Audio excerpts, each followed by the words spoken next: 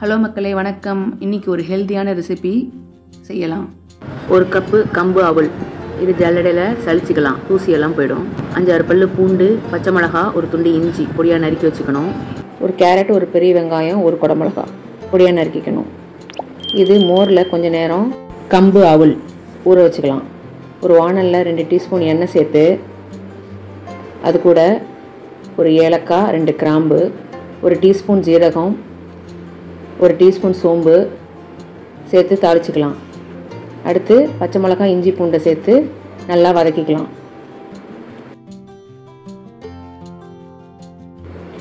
பூண்டு ஓரளவுக்கு வதங்கியதும் நறுக்கி வச்சுருக்கிற பெரிய வெங்காயத்தை அதில் சேர்த்துக்கலாம்.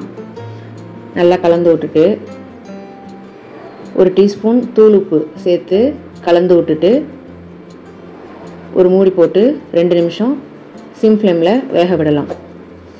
இப்போது இது வரைக்கும் கம்பு அவல் மோரில் ஊறிட்டு இருந்தது. இதை ஒரு வடிசல்ல வடிச்சுக்கலாம்.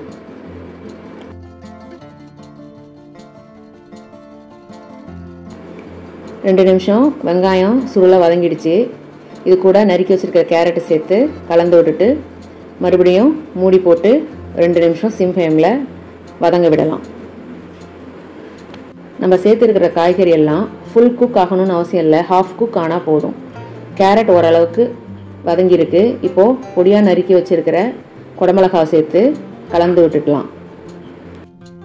காரத்துக்கு நம்ம ஏற்கனவே பச்சை மிளகாய் சேர்த்துருக்கோம். இப்போது ஒரு டீஸ்பூன் மிளகுத்தூள், இது கூட 1/4 டீஸ்பூன் மஞ்சத்தூள், கொஞ்சமாக சாட் மசாலா, இது ஆரிகனோ பவுடர். ஆரிகனோ இல்லைன்னா கொத்தமல்லி தழை சேர்த்துக்கலாம். ஆரிகனோவும் சாட் மசாலாவும் ஆப்ஷனல் தான். தேவையான அளவு உப்பு சேர்த்து கலந்து வடிசலில் வச்சுருக்கிற கம்பு அவலை இதில் சேர்த்து எல்லாம் ஒன்று சேர்ந்து வர மாதிரி கிளறி விடணும்.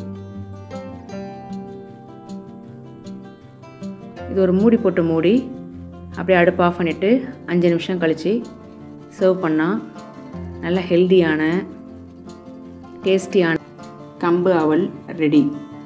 மேலும் பல சத்தான, சுவையான, சுலபமான உணவு வகைகளுக்கு வேதை கியூசின் சேனலை சப்ஸ்கிரைப் செய்யவும். நன்றி, வணக்கம்.